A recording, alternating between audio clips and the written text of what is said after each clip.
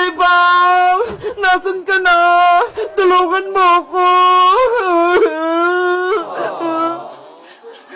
Sana okay po si Rafael ng Diwata. Kailangan kong dalhin tong gamot niya. Bebang! Saan ka pupunta? Mukhang nagmamadali ka ha. Iska, may sasabihin ako sa'yo. Dali! Ano yon? Huwag kang maingay Sikreto lang to. May nakita kong diwata dun sa may garden. Ha? Diwata? Totoo ba yun, Bebang? Oo, kaso may sugat siya. Kaya samahan mo ko, Iska, para magamot natin siya. Sige, gusto ko rin siyang makita. Bilisan mo. Ay aba, si Iska at si Bebang, mukhang may sikreto sila. Susundan ko nga para malaman ko. Oh no!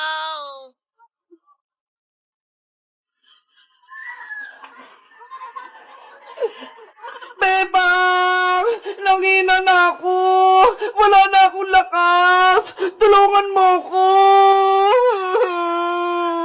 Rafaela! Nandito na ako! Okay ka lang ba? Masakit yung katawan ko, Bebang! Dahil sa sugat ko! Huwag kang mag-alala, Rafaelang Diwata! May dala na akong gamot! Ito ho! Bebang! Totoo nga! May diwata sa garden! Sabi ko sa'yo, Iska siya si Rafaela, diwata ng mga nuno sa punso. Hello, Rafaela! Ako pala si Iska, kaibigan ni Bebang. Kinagagala kitang makilala, Iska. Ako din, masaya akong nakilala kita. Dito nagpunta sila, Bebang, sa may garden. Sisilipin ko nga sila. Ang sakit na ng sugat ko! Lumalala na! Ano yun? May diwata silang kasama! Totoo ba yan? Rafaela, akin na yung mga sugat mo! Gagamutin ko na! Ito, Bebang!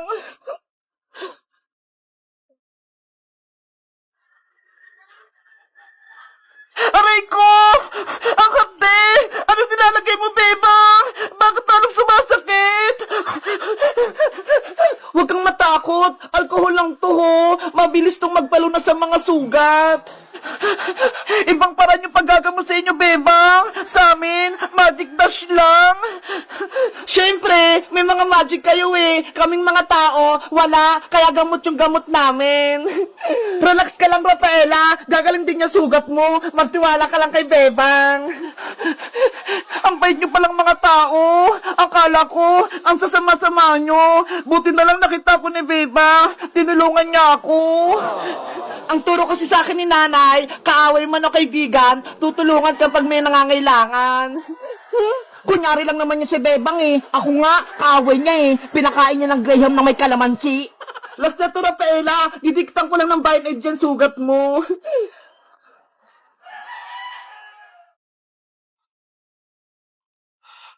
Wow!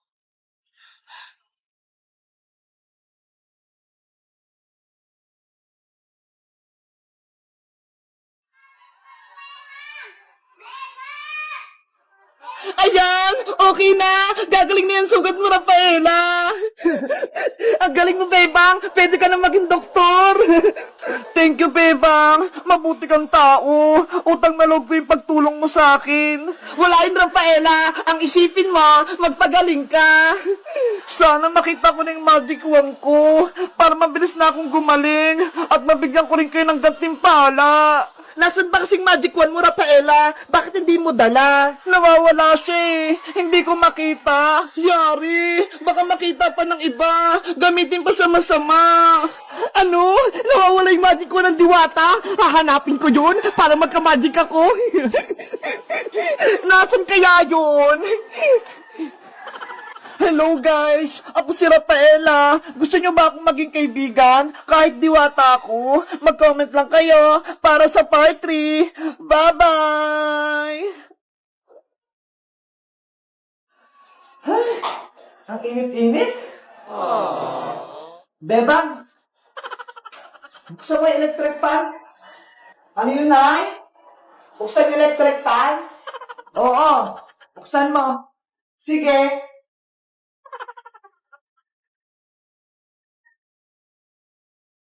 Oh no! Ang tagal naman.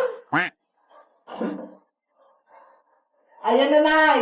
Nabuksan ko na electric fan. Bubita ka talagang babae ka?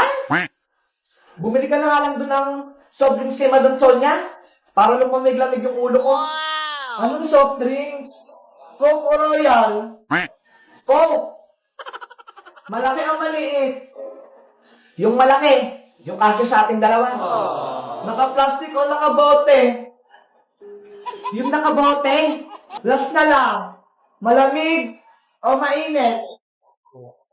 Subukan mong bumili ng mainit. Iyahampas ko sa'yo. Siyempre, yung malamig, kumuha ka na nga lang ng tubig dyan sa kusina. Sige. Yahoo! Saglit. Oh no! Mineral o tubig gripo? Ginagamit mo talaga akong bata ka?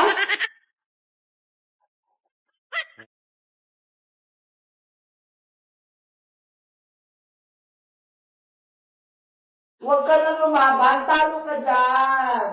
Pero huwag ka magtatampo, lating kita. Lating kita. Okay ba? Ano po yun, Nay?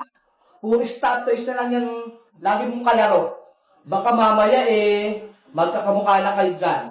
Bakit? Masama po ba? Subukan mo kayang lumabas ng bahay. Bakit paglaro ka rin sa mga bata? Para pagpabisan ka naman? Wow! Ay! Sige po, Nay! Huwag ka lang lumayo-layo, ah! Diyan ka lang sa malapit.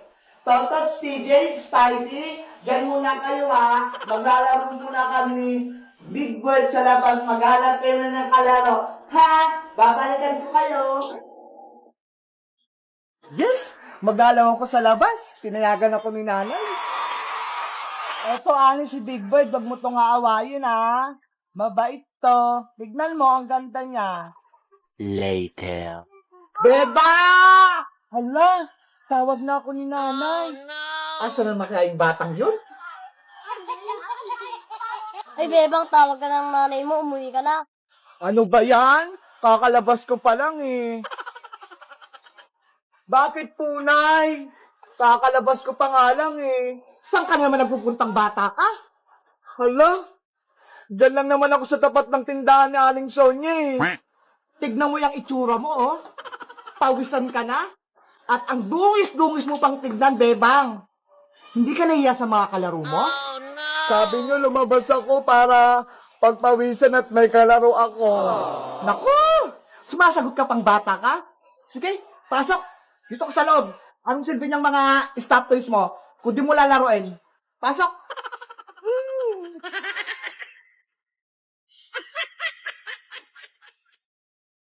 Ready, get set, go! Bebang, antayin mo ko!